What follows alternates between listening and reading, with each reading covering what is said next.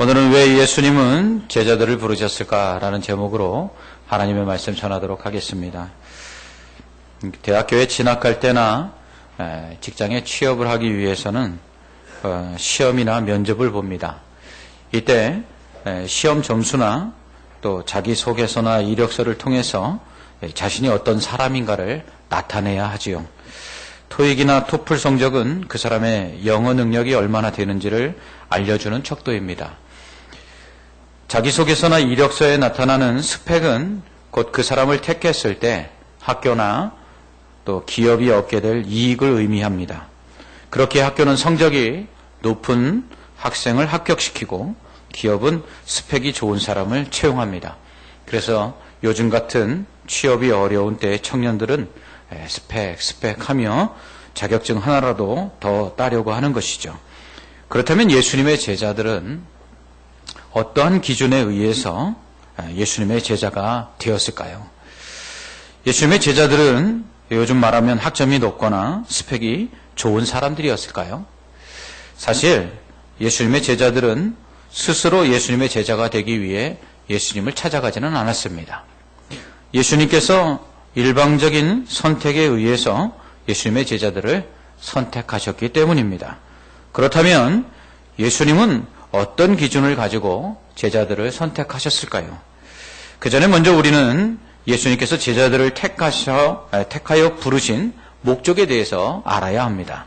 예수님이 왜 제자들을 부르셨을까? 그 목적은 바로 하나님 나라의 복음을 전파하기 위해서입니다. 복음을 전파하도록 하신 이유는 모든 민족을 구원하여 예수님의 제자로 삼으시기 위함이죠. 예수님은 승천하시기 전 제자들에게 지성 명령을 내리십니다. 너희는 가서 모든 민족을 제자로 삼아라. 이것이 바로 제자들을 부르신 목적입니다. 천국 복음을 전파하여서 그들이 믿고 예수님의 제자가 되도록 만들기 위해서 예수님은 제자들을 부르신 것입니다. 그렇다면 모든 민족을 구원하고 제자 삼기 위해서 꼭 제자들을 보내실 필요가 있었을까? 이런 생각을 한번 해볼 수 있죠. 하나님께서 그 전능하신 능력으로 그리고 그 주권적인 능력으로 구원하시기로 작정하신 자들을 스스로 구원하시면 될 텐데 왜 하나님께서는 굳이 제자들을 보내서 복음을 전파함으로 사람들을 구원하려 하셨을까요? 구원은 오직 믿음으로만 받을 수 있으며 그 믿음 역시 오직 들음에서만 나기 때문입니다. 그러므로 전하지 않으면 들을 수 없고 듣지 못하면 구원받을 수 없기 때문에 믿을 수 없기 때문에 구원받지 못하므로 복음을 전할 자들이 필요해서 예수님께서 제자들을 택하신 것이죠. 구원은 전적인 하나님의 주권이요 하나님의 은혜입니다. 사람이 그 어떤 행위나 또 의로움 또 공로 선행으로 구원을 받을 수 없습니다. 이러한 구원의 과정은 하나님과 인간의 협력과 협업에 의한 동역으로 이루어집니다. 하나님께서 주권적으로 사람을 구원하심에도 불구하고 하나님께서 또 다른 사람을 통해서 복음이 전파되어 그 전파된 복음을 듣고 믿음으로 구원을 얻을 수 있도록 이처럼 구원은 하나님의 주권과 그리고 사람의 전도라는 협력을 통해서 동역 가운데 이루어진다는 것이죠. 물론 바울처럼 부활하신 예수님께서 직접 나타나셔서 구원을 받는 경우도 있습니다. 하지만 대부분의 경우는 누군가 전한 복음을 듣고 예수님을 믿게 된다는 것이죠. 자신은 부활하신 예수님을 통해서 직접 구원을 받았음에도 불구하고 바울은 로마서 10장에서 이렇게 말합니다. 누구든지 주의 이름을 부르는 자는 구원을 받으리라. 그런즉 그들이 믿지 아니하는 일을 어찌 부르리요? 듣지도 못한 일을 어찌 믿으리요? 전파하는 자가 없이 어찌 들으리요? 그러므로 믿음은 들음에서 나며 들음은 그리스도의 말씀으로 말미암느니라 라고 말합니다. 자신은 부활하신 예수님이 직접 오셔갖고 네가 왜 나를 핍박하느냐? 네가 핍박하는 예수다라고 예수님이 말씀하시고 그를 택하여 구원하시고 이방인의 사도로 삼으셨습니다. 그럼에도 불구하고 그는 전하는 자가 없으면 들을 수 없고 듣지 못하면 구원을 받을 수가 없다. 이렇게 말을 하는 것입니다. 왜 그렇지요? 그것은 바로 그가 예수님께서 직접 나타나셔서 내가 예수다라고 하실 때에 그 예수님이 누군지를 이미 알고 있었기 때문입니다. 누구를 통해서요? 바로 예수 믿는 사람들이 복음을 전하는 것을 그도 들었기 때문에 예수님이 누구신지 알고 있었는데 그 예수님이 직접 자기를 찾아오셔서 내가 바로 그 예수다라고 하시니까 이 바울이 믿었다는 것입니다. 그렇기 때문에 결국은 믿음은 들음에서 난다라고 바울이 이야기한 것이죠. 그러면서 바울은 의미심장한 말을 합니다. 보내심을 받지 아니하였으면 어찌 전파하리요?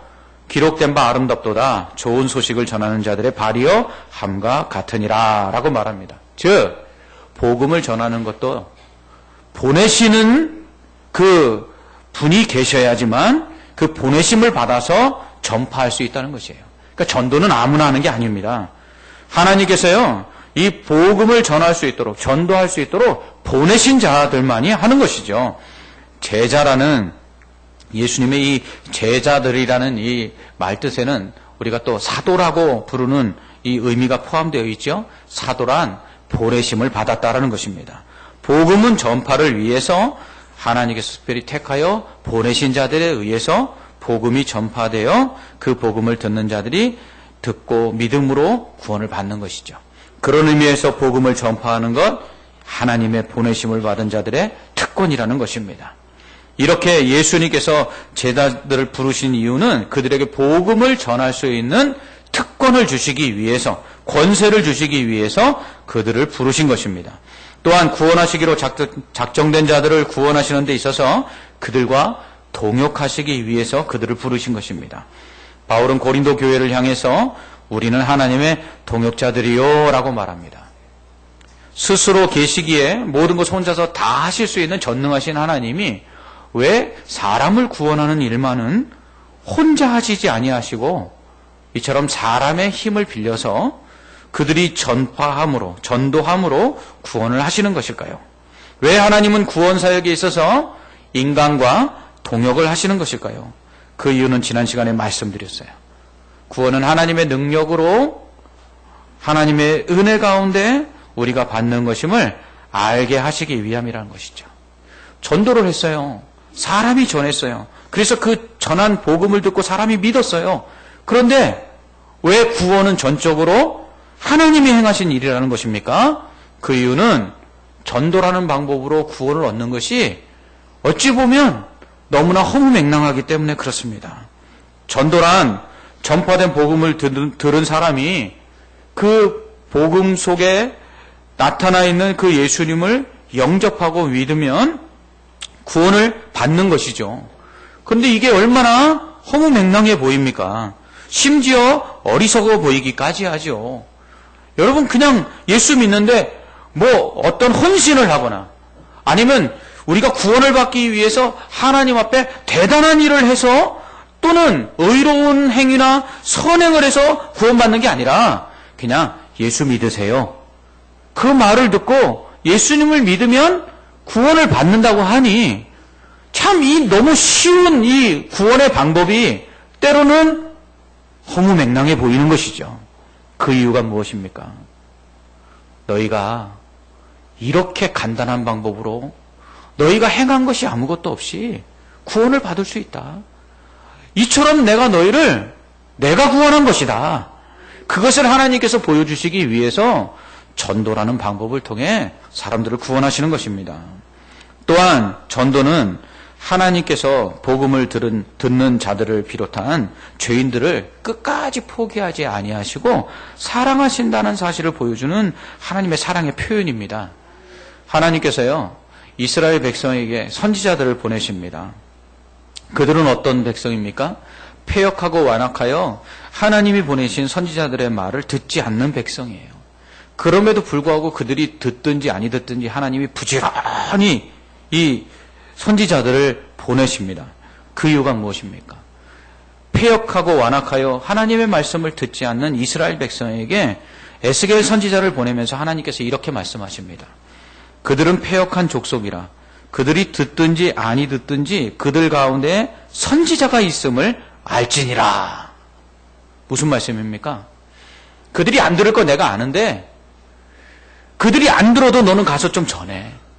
그래야지 그들이 하나님이 그들을 포기하지 아니하시고 그들 가운데 하나님의 선지자들을 계속해서 보내시고 있다는 것을 그들이 알지 않겠느냐. 무슨 말씀입니까? 듣든지 아니 듣든지 전하라고 하시는 이유는 그들이 안 들을 것이지만 그래도 나 그들을 포기할 수가 없어.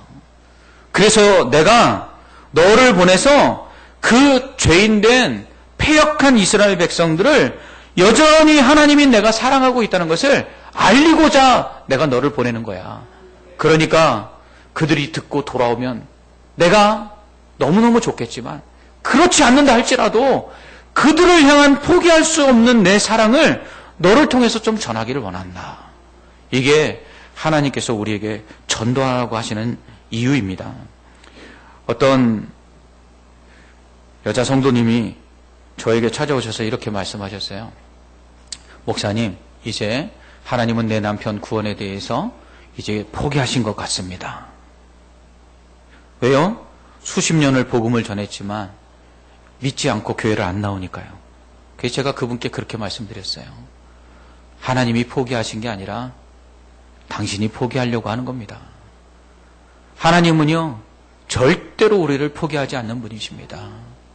남편분에게 그것을 알려주도록 하기 위해서 당신을 계속해서 남편에게 복음을 전하게 하신 것입니다. 그러니까 성도님이 포기하지 마십시오. 하나님 절대로 포기하지 않습니다. 하나님이 남편을 절대로 포기하지 아니하시고 오래 참으사 구원하기를 바라신다는 것을 남편에게 알려주십시오. 어떻게요? 포기하지 말고 끝까지 복음을 전하시기 바랍니다. 제가 이렇게 권면했습니다. 여러분, 그렇습니다.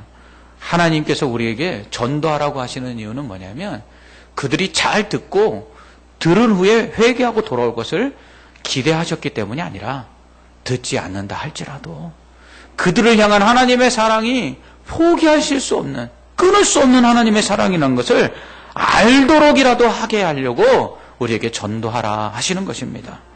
이러한 이유에서 하나님은 사람을 택하여 하나님 나라 복음을 전파하게 하시는 것입니다. 사람들이 구원이 하나님의 전적인 능력으로 말미암은 줄 알도록 하기 위해서 연약한 인간들을 통해서 전도라는 방법으로 구원하시는 것입니다. 또한 하나님의 그 포기하실 수 없는, 끊을 수 없는 사랑으로 죄인들을 사랑하고 계시다는 것을 알리도록 하기 위해서 사람들을 택하여 전도하게 하시는 것이죠. 이를 위해서 제자들을 부르셨습니다. 그렇다면 이렇게 예수님께서 하나님 나라 복음을 전파하도록 하기 위해서 부르신 제자들은 어떤 사람이었을까요? 먼저 그들은 죄인이었습니다. 예수님의 제자들은 어부와 세리, 열심 당원들, 그들이 예수님의 제자가 되기 전에 가졌던 직업들이 이렇습니다. 베드로와 그 형제 안드레 그리고 야고보와 요한은 같이 갈릴리 호수에서 고기를 잡던 어부 출신들이었습니다. 하루는 밤새도록 애썼지만 고기를 못 잡은 이 베드로에게 예수님 오셔서 말씀하시죠. 깊은 곳에 가서 그물을 던져라. 그래서 그물을 던졌더니 그물이 찢어질 만큼 많은 물고기를 잡습니다. 이때 베드로가 주님 앞에 고백하죠. 주님, 나를 떠나소서. 나는 죄인이로소이다. 뿐만 아니라 예수님의 제자 중에는 마태가 있습니다. 마태는 직업이 세리였죠. 세리는 당시 로마 정부로부터 어떤 특정 지역의 세금 징수권을 사서 그 로마 정부가 그 지역에서 원하는 그 세금액만큼 미리 자기가 선납하고 그리고 그곳에서 자신이 세금을 걷어들이는 세금 징수원들입니다. 그들은 자신들이 로마 정부로부터 세금 징수권을 사기 위해서 준 돈보다 더 많은 액수의 세금을 걷어들였죠. 그렇게 걷어들이는 돈으로 그들은 고리대금업을 했습니다. 그러니까 백성들의 고요를 빨아먹는 정말 흡혈귀와 같은 악한 사람들이었죠. 백성들은 이 세리를 죄인 취급했습니다. 예수님께서 세리와 그리고 창기들과 함께 식사하실 때에 유대인들이 뭐라고 말합니까? 너희 선생님이 저들이 어떤 사람인 줄 알았다면 저들과 식사하지 않았을 것이다. 어떻게 너희 선생이 죄인들과 함께 식사를 할 수 있느냐? 세리는 죄인이었습니다. 이처럼 예수님의 제자들은 사람들에게 귀감이 될 만큼 의롭거나 정직한 사람들이 아니었습니다. 그들은 스스로 죄인이라고 고백할 만큼 또 사람들이 죄인 취급을 하던 바로 죄인들이었습니다. 이렇게 죄인 되었던 자들을 예수님 제자로 부르십니다. 또 예수님의 제자들은 지극히 평범한 사람들이었습니다. 예수님께서 승천하신 후 약속하신 성령이 임하죠. 오순절 그 마가의 다락방에 모여서 기도하던 120명의 성도들에게 성령이 임하자 그들이 권능을 받고 나가서 방언을 하며 복음을 전파합니다. 이때 오순절을 맞이해서 예루살렘의 원근 각지에서 많은 사람들이 왔습니다. 그런데 이렇게 방언으로 복음을 전하는 제자들을 보자 신기하고 놀라면서 이렇게 말하죠. 이 말하는 사람들이 다 갈릴리 사람이 아니냐? 우리는 바데인과 메데인과 엘람인과 또 메소포타미아, 유대와 갑바도기아, 본도와 아시아, 부르기아와 밤빌리아, 애국과 및 구레네에 가까운 리비아 여러 지방에 사는 사람들과 로마로부터 온 나그네 곧 유대인과 유대인에 들어온 사람들과 그레데인과 아라비아인들이라. 우리가 우리 각 사람이 난 곳 방언으로 듣게 되는 것이 어찌 됨이냐? 우리가 다 우리의 각 언어로 하나님의 큰일 말함을 듣는도다. 무슨 얘기죠?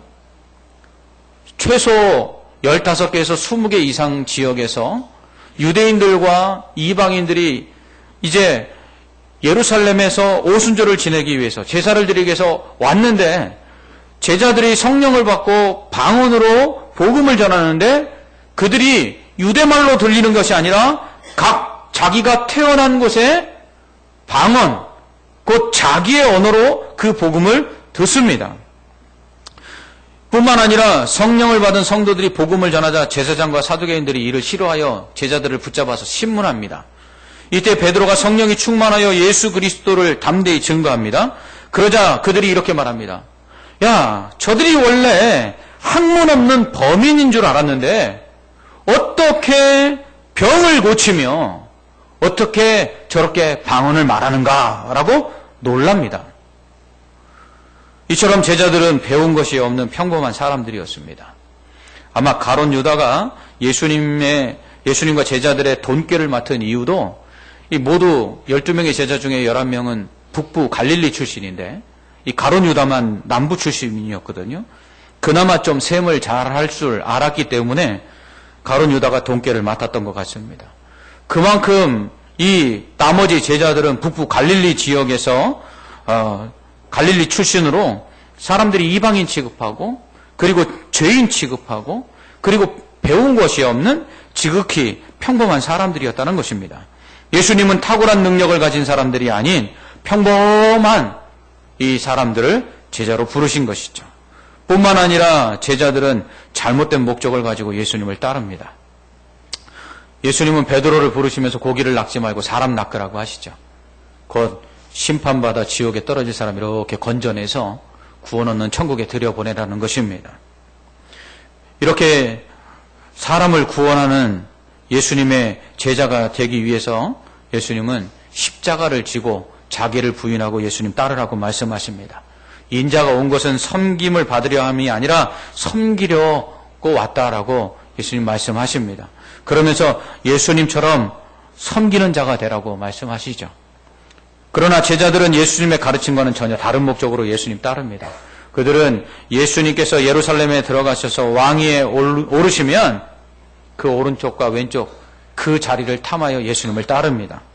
한 번은 요한의 어머니가 찾아와서 요한과 그의 형제 야고보에게 예수님 예루살렘 성에 입성하셔서 왕위에 오르시거든 그 오른쪽 자리와 왼쪽 자리 자기 아들들에게 달라고 말하지요.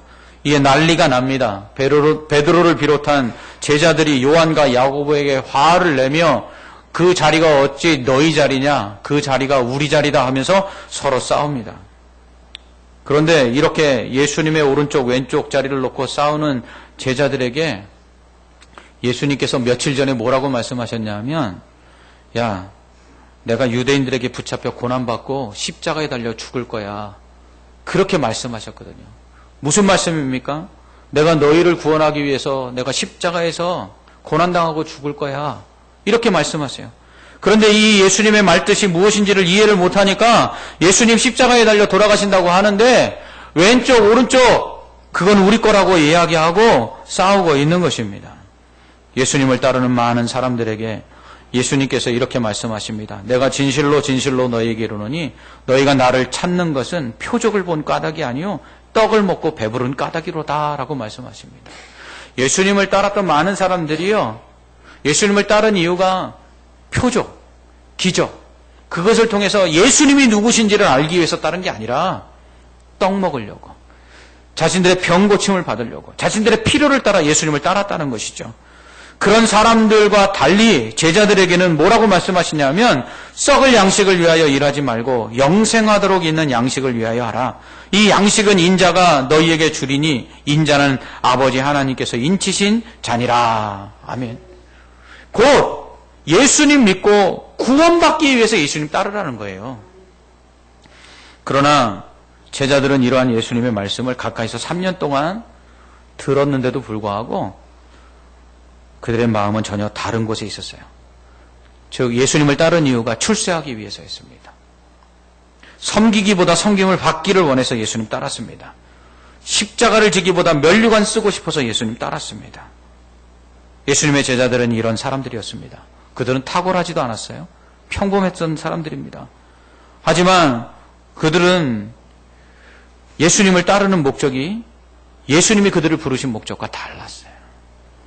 그렇기 때문에 그들은 예수님을 따르면서 그들은 성장하지 못했습니다. 그들은 예수님을 따르면서 여전히 말과 행동이 일치하지 아니하였고요.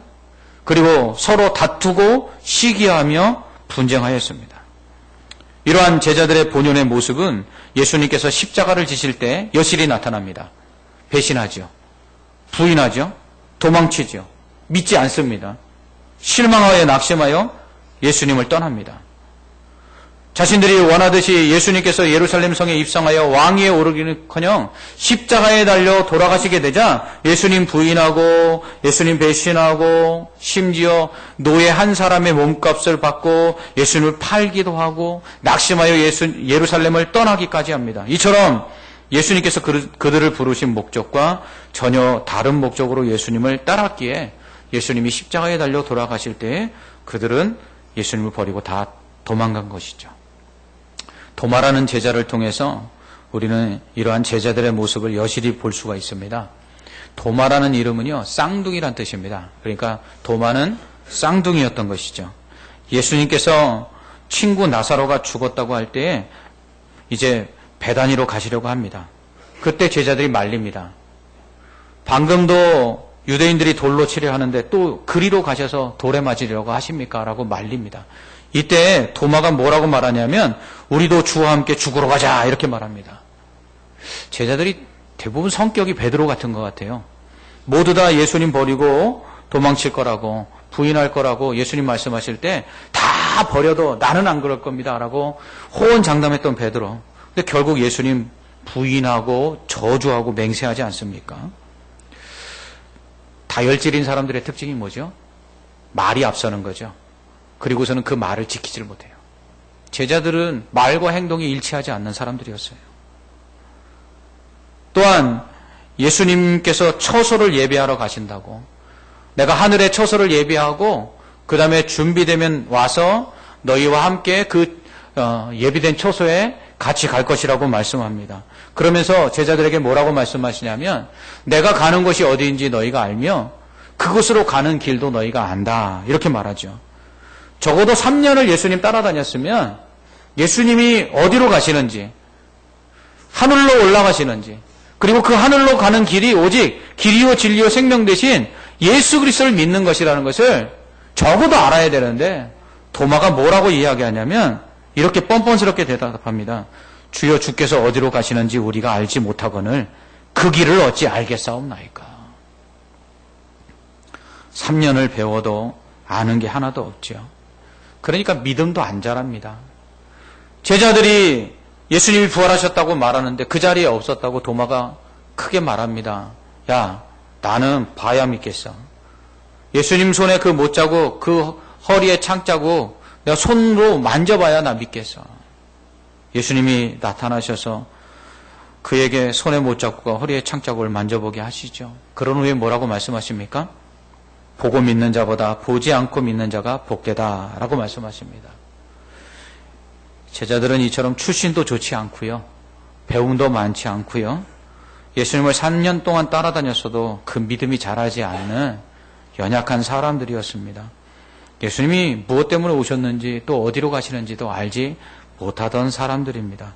그러므로 자신들을 부르신 목적이 무엇인지를 제대로 이해하지 못했기에 예수님이 그들을 부르신 목적과는 전혀 다른 목적을 가지고 예수님을 따랐지요. 그리고서는 그 목적이 이루어지지 않자 예수님 배신하고 부인하고 그리고 예수님을 버리게 됩니다. 예수님의 부활마저도 그들은 믿지 않았습니다. 그렇다면 예수님은 왜 이런 제자들 부르셨을까요? 왜 이런 사람들을 통해 하나님 나라 복음을 전파하게 하셨을까요? 좀 더 충성된 사람들, 좀 더 능력이 있는 사람들, 준비된 사람들, 예수님이 말씀하신 것을 온전히 이해하고 그 부르심의 그 목적에 합당하게 십자가를 지고 하나님 나라 복음을 전파할 수 있는 그런 충성된 사람들을 부르시지 않고 왜 이처럼 오합지졸과 같은 이 제자들을 부르셔서 하나님 나라 복음을 전파하게 하셨을까요? 그것은 오직 예수님만 자랑하기 위해서입니다.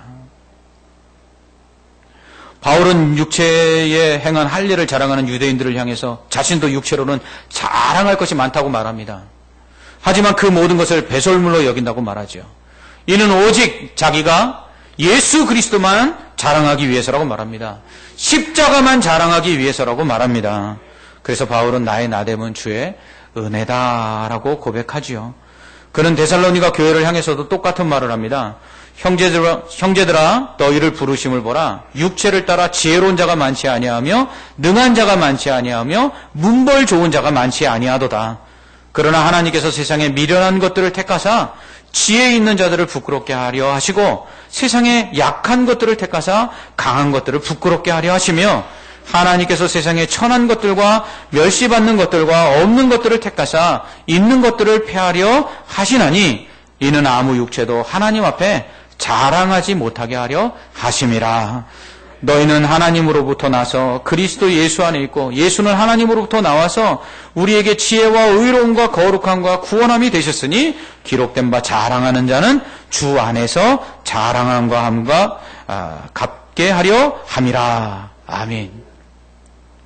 여러분, 주님을 자랑하려고 하니까 우리 자신이 자랑할 것이 없어야 한다라고 바울은 말합니다. 우리 자신을 내세우고 드러내게 되면 결국은 우리 자신에게 가리워져서 예수님을 드러낼 수가 없다는 것이죠. 그래서 예수님은 죄인이고 또 평범하며 거기다가 주님을 왜 따르는지도 잘 모르던 그러한 제자들, 그 연약한 자들을 불러 제자로 삼으신 거예요. 그래서 그 예수님을 좀 자랑하라고. 그렇다면 그런 사람들이 예수님의 명령에 따라 하나님 나라 복음을 전파하기 위해서 목숨을 거는 사람들로 변화가 되는데 그 이유가 무엇일까요? 그것은 진정으로 예수님 만났기 때문입니다. 예수님이 누구신지를 그들이 깨달았기 때문입니다. 자신들이 어떠한 사람들인지를 깨닫고 그런 자신들을 불러 하나님의 이 위대한 구원 사역에 동참케 하심에 대한 그 은혜를 깨달았기 때문입니다. 주님을 배신하고 부인하며 버리고 도망친 자신들을 여전히 사랑하시는 주님을 만났기 때문입니다. 베드로가 주님을 부인하고 그렇게 낙심하여 있을 때 예수님 찾아오셔서 뭐라고 말씀하십니까? 네가 나를 사랑하느냐? 주님 아시지 않습니까? 그래? 그럼 내 양을 먹여라. 이처럼 연약하여서 주님이 주신 사명을 감당할 수 없고 그리고 늘 실패하고 낙심하며 넘어지는 연약한 자들을 향하여 예수님은 끊임없이 기회를 주십니다. 이 사랑과 이 은혜를 그들이 예수님을 만나 깨달았을 때 결국 그들은 주님을 위해 목숨을 걸고요. 하나님 나라 복음을 전파를 위해서 생명을 바치는 충성된 일꾼들이 되는 것입니다. 우리는 어떠한가요? 우리는 제자들처럼 죄인입니다. 우리는 평범하다 못해 오히려 연약한 자들입니다. 때로는 주님을 따르는 목적이 제자들처럼 잘못되어 있을 때도 있습니다. 십자가보다는 면류관을, 섬기기보다는 섬김을 받기를, 하나님의 나라보다는 세상을 더 사랑할 때가 있습니다. 지혜롭지도 못하고 능하지도 못하고 자랑할 만한 것이 별로 없음에도 불구하고 교만하여 늘 나 자신을 드러내기를 원합니다. 그런 우리를 예수 그리스도를 통해서 구원하시고 하나님의 자녀 삼으시고 성도라는 이름을 주시고 주님의 핏값으로 사신 교회가 되게 하셨습니다. 이는 연약한 우리를 자랑하는 것이 아니라 오직 그리스도 예수만을 자랑하도록 하기 위함입니다. 이처럼 쓸모없고 연약하고 주님을 따른다고 하면서도 온전히 따르지 못하는 우리와 같은 자들을 통해서 오직 그런 우리를 사랑하시고 그리고 그런 우리를 통해서 하나님의 구원의 놀라운 일들을 함께 행하시기를 원하시며 그리고 하나님의 그 은혜를 베푸시기를 원하신다는 것을 우리에게 나타내도록 하기 위해서 우리 같은 자들을 제자로 부르신 것입니다. 그러므로 우리는 주님을 자랑해야 합니다. 너희가 은혜로 인하여 믿음으로 말미암아 구원을 받았나니 이는 너희에게서 난 것이 아니요 하나님의 선물이라. 행위에서 난 것이 아니니 이는 누구든지 자랑치 못하게 하려 함이니라. 오늘 우리가 하나님께 받은 것들, 하나님께서 주신 것들, 그것들을 자랑하고 있지는 않습니까? 생명도 주님 주신 것이요, 우리의 물질도 하나님 주신 것이요, 우리에게 기회를 주어 배우게 하셨고 우리로 자리를 얻게 하셨고 우리로 세상 가운데 사람들 앞에 높임을 받게 하신 것도 다 하나님의 은혜인데 우리는 이 받은 바 은혜를 가지고 그 주신 바 하나님을 자랑하고 있는지 아니면 그것을 가지고 있는 우리 자신을 자랑하고 있는지 되돌아봐야 할 것입니다. 죄인이며 평범하며 연약하여 주님을 배신하고 부인하고 도망칠 수밖에 없었던 그러한 제자들을 예수님께서 제자로 택하여 부르신 이유는 그런 연약한 자들을 통해 주님의 그 놀라우신 능력과 사랑을 나타내기 위해서입니다. 그렇듯 연약한 우리를 또한 부르셔서 구원하셨고 자녀 삼아 주신 이유도 마찬가지입니다. 그러므로 여러분 혹시 우리의 능력이나 지혜나 어떠한 자격이 없다고 낙심하여 있지는 않습니까? 남들처럼 가진 것 없고 배운 것 없고 남들처럼 어떠한 힘이 없다고 좌절하여 낙심하여 있지는 않습니까? 여러분, 그런 우리를 하나님께서는 하나님의 동역자로 쓰시기를 원하십니다. 연약하고 부족하고 아무것도 없어서 자랑할 것이 없어 오직 그리스도만 자랑할 수 있는 자들이 되기를 하나님께서는 우리에게 바라고 계십니다. 그러므로 오직 제자들처럼 죄인이며 평범하며 주님을 따르는 목적이 무엇인지도 몰랐던 우리들을 이렇게 부르셔서 하나님의 구원의 큰 사역의 동역자로 부르신 이유는 오직 우리를 통해 하나님의 영광이 드러나고 하나님의 사랑이 증거되며 또한 오직 예수 그리스도만 나타내도록 하기 위함입니다. 이것을 우리가 성령을 충만히 받아 깨달아야 될 줄 믿습니다. 그래서 우리가 누구며 또 우리가 얼마나 연약한지 깨달아 알고 낙심하는 것이 아니라 그런 우리를 사랑하시고 그런 우리를 불러 구원하시고 그런 우리에게 하나님의 사랑과 구원의 능력을 나타내기를 원하셔서 이 전도자의 귀한 사명을 주신 그 하나님 앞에서 충성하여서 하나님의 영광을 나타내고 하나님께서 주시는 귀한 은혜와 복을 받아 누릴 수 있는 복된 성도들 되시기를 주님의 이름으로 축원합니다. 아멘. 기도하겠습니다. 우리는 연약하지만 하나님 강하십니다. 우리는 어리석지만 하나님 지혜로우십니다. 그런 우리를 택하여 부르사 구원하시고 제자 삼으시고 하나님의 자녀 삼으사 하나님 나라 복음 전파의 동역자로 삼으신 것은 우리를 자랑하는 것이 아니라 오직 예수 그리스도와 십자가만 자랑하도록 하기 위함인 줄 믿습니다. 하나님, 그러함으로 우리가 연약하고 부족하고 아무것도 할 수 없음에 때로는 주님의 사명을 기억하지 못하고 헛된 길로 갈 때에도 낙심하거나 좌절하지 말고 오직 우리에게 다시금 기회를 주시고 우리를 사랑하시는 그 하나님 앞에 나아가 우리에게 주신 사명을 감당하여 주님의 영광과 오직 그리스도의 그 무한하신 구원과 사랑을 증거할 수 있는 믿음의 성도들 되게 하여 주시옵소서. 예수님 이름으로 기도합나이다. 아멘.